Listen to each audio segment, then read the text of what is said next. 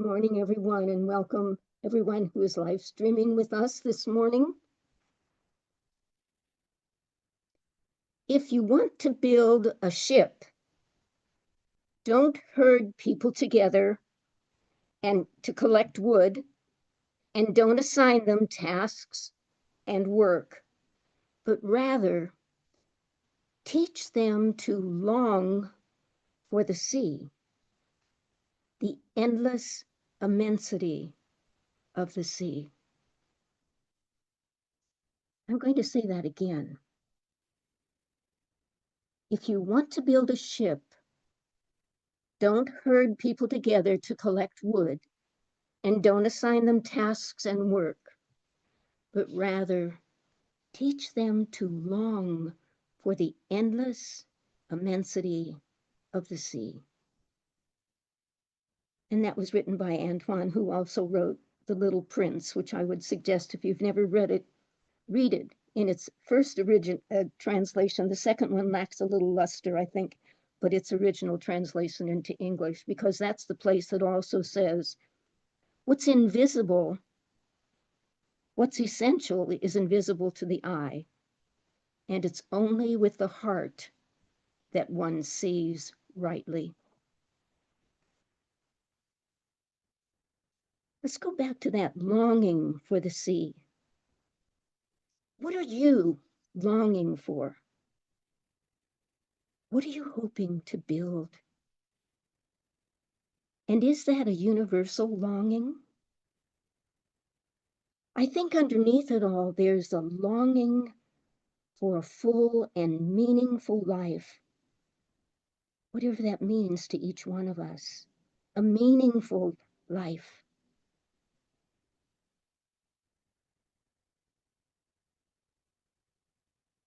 And Jesus seems to confirm that desire when he says to us, I came that you may have life and have it more abundantly, life abundantly.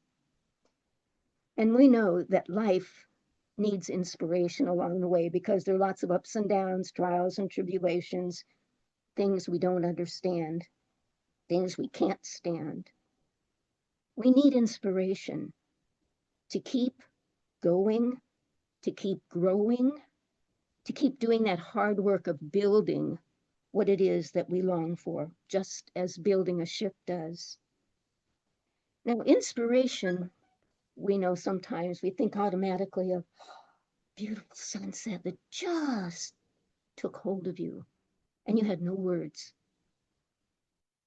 When that happens and you find it along the way, or a beautiful piece of music, just be with it. Let it immerse you. Think of it as God breathing gently on you. This God who loves you and keeps inviting you to greater and greater life. But you know what? Inspiration is not always in that form. However, inspiration is always a call to a deeper way of living. This morning, I'd like to share with you 3 of the poems that I've written and what inspired me to write them, and hopefully what might inspire you as you look at this longing for life and this longing for the holy, because that's what it is underneath it.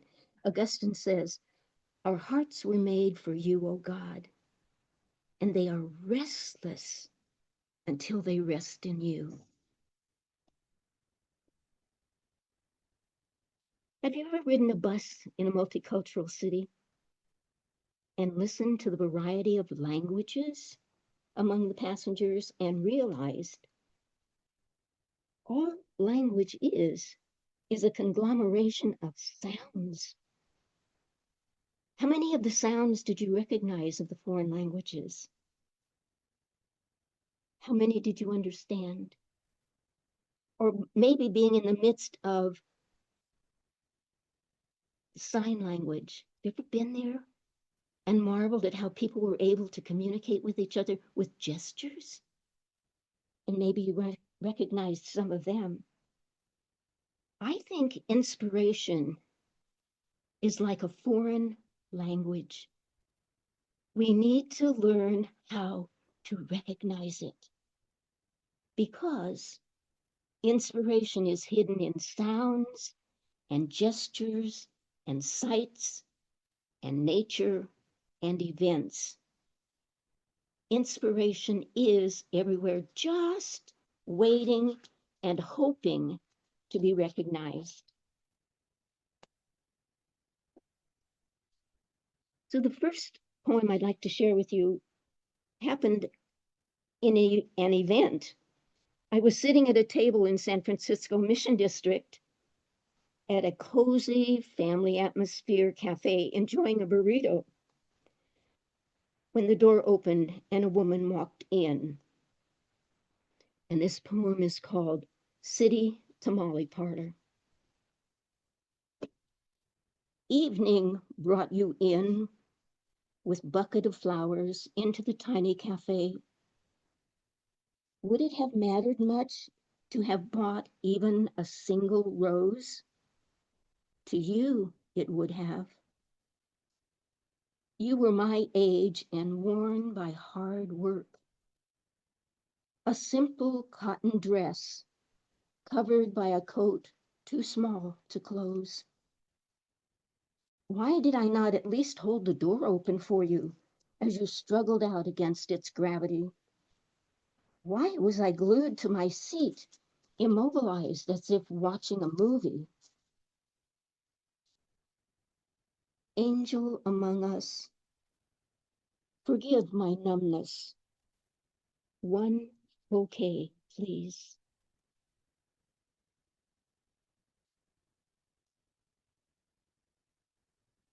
After that incident, I really reflected. I thought, why was I glued to my seat? Why was I mesmerized? Why didn't I do something? And I sat with it and I talked to the Lord about it, and I got no answer except it was an inspiration for a poem. I thought, well, that's good. And then later I realized I was asking the wrong question. It's not why was I glued to my seat? Because when you ask why, that's a good opportunity to say, well, because, and then we give some excuse. But the question should have been, what? What was blocking me from doing what I believed in? Because I believe I'm a compassionate person. What was blocking me? Was it fear of what? Fear of what other people might think? Fear of not knowing how to do it properly because nobody else was doing anything? Fear of not being in the limelight? What was it? So I took that question to the Holy, and I got a little more information about looking at my attitude. So there was some serious work for me to do. Because you see, inspiration that's not that kind that just grabs us with awe. The other inspiration is always God tapping on our hearts and saying, there's some new growth going to happen within you. Are you willing to be open to a new way of looking at things? God calling us to new life.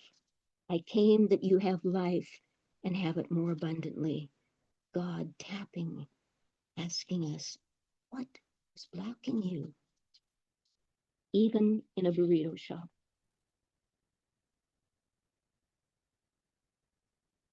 The second poem, I actually put myself into a situation where I needed to be inspired, and it was entering a contest to be part of an anthology. And it was ekphrastic writing, which I'd never heard of. But that's simply as a Greek word meaning speaking out. And what you do is look at a picture and write about it, make it come alive. So there were 15 pictures, and I chose one of a parking lot pantry. Now, in one of the art classes I took years ago, we were in a wooded area, and the instructor said, now, we had talked about painting trees, and he also had talked about looking at something and then becoming familiar with it and then just tracing around it as if without looking at your paper, which was interesting. But he said to us, before you even start to draw or paint a picture, I want you to sit with the tree and become acquainted with it. Sit with it and become acquainted with it. And so I chose this parking lot picture, pantry, parking lot pantry. Now, a parking lot pantry, we'll have to visualize this. I don't have the photograph. So visualize a small wooden cabinet with two shelves, and the cabinet is attached to a short pole, and it's at the edge of a parking lot. And through the cabinet's protective screen door, you can see the natural grain of the wood in the back of the cabinet, beautiful grain of wood. And on the shelves, you can see 5 or 6 non-perishable food items. It took me about 2 weeks to really absorb this picture, to really look at it, to really listen to it. And when I wrote the poem, I took it from the viewpoint of the pantry speaking. The poem is called The Unexpected, and this is what the pantry says. Weary traveler, draw near to the unexpectedness of my presence, which makes no sense to passers-by. But you, weary one, know about the journey, the everyday struggle to make sense of unplanned happenstances. I too have traveled and know the pain of being transformed from tree to board to pantry. Look deeply within me. Study the swirls of my backdrop.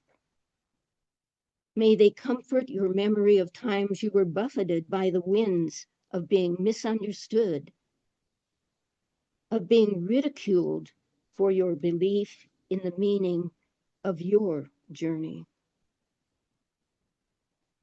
May the swirls help you make sense of the swirls of energy around you, the hills you've climbed on apparently flat land, the unexpected over which you had no control, and your attempts to offer endurance, stretching toward a new day. Yes, for those who do not see, there appears to be only a little here. But you understand when you have nothing but weariness and need to reach up to touch bottom, a little becomes abundance. Come closer, weary one. Turn the latch. Reach in, not to take, but to receive.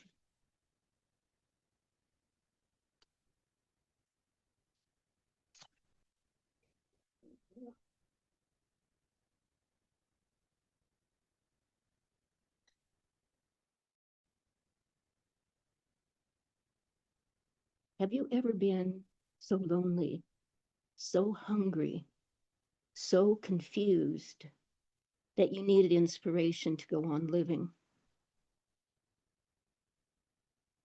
And yet, here you are today. What inspired you to continue going? Who inspired you? What language did you begin to understand? What inspiration filled you and gave you perhaps just time and energy to put one foot in front of the other as you trudged through. Is there anything in that incident that you'd like to talk with the Holy One about? Maybe not why, but what was happening?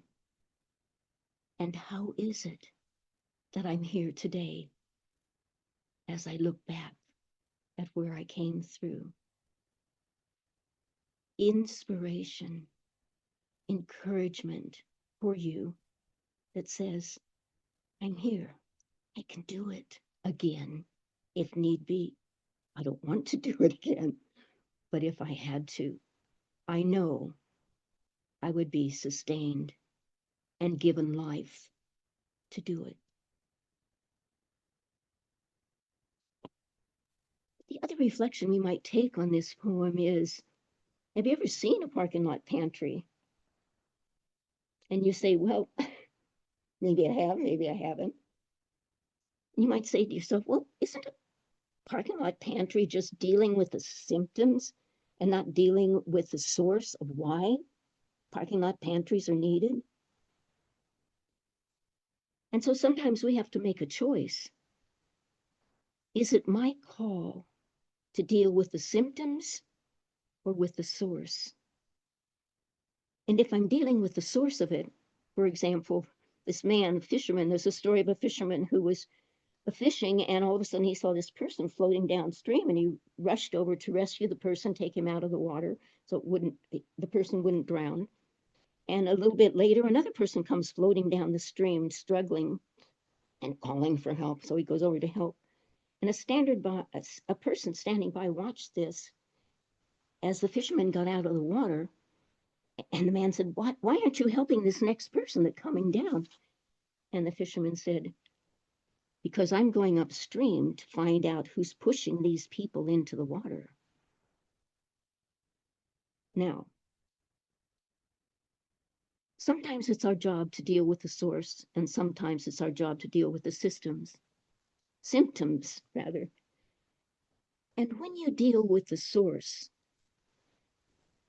the Holy One invites us then.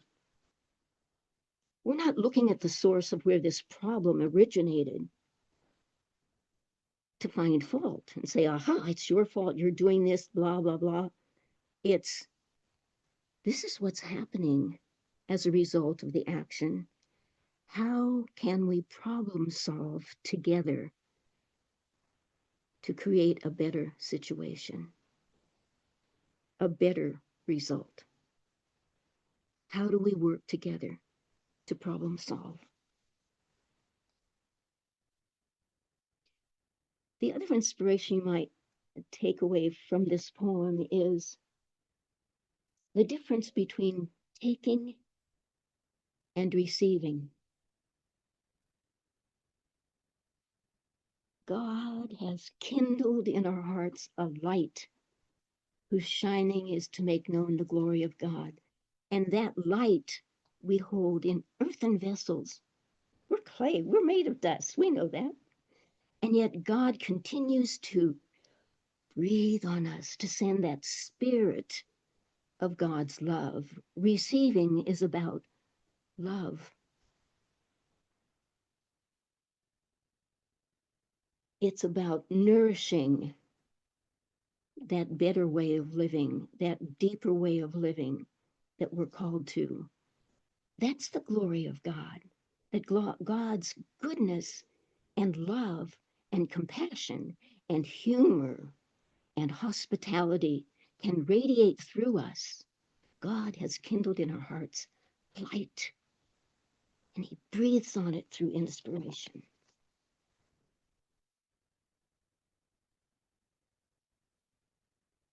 I'm going to move on to the third poem that I'd like to share with you.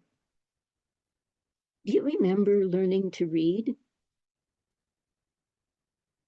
I don't remember learning to read, but I remember learning to write and trying to write an M, trying to write a 3, rather. It was numbers I was learning to write, trying to write a 3.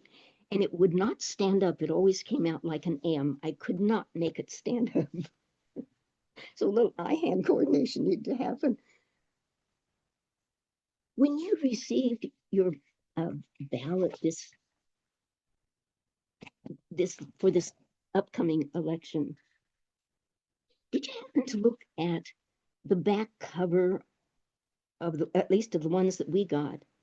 And on the back cover, there's a passage that's written. It says, for more information or how to receive voter materials, this is the number you call.